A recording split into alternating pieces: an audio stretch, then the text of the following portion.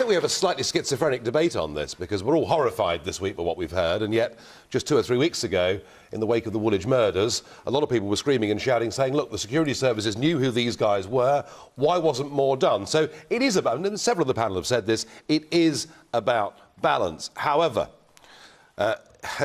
is what is happening or potentially happening here an acceptable price, was the question.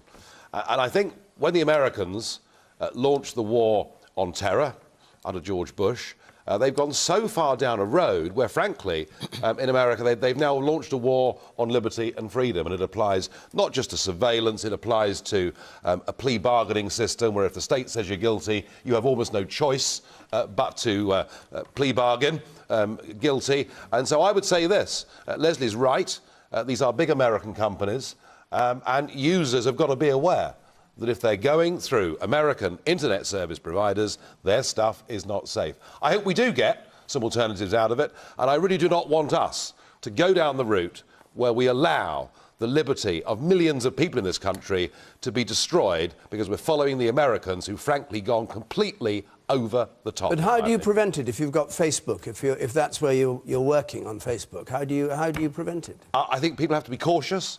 When they're using all forms of social media, cautious about what they say and about what they do. Yeah, do not think that whatever you say on Facebook is private. It isn't.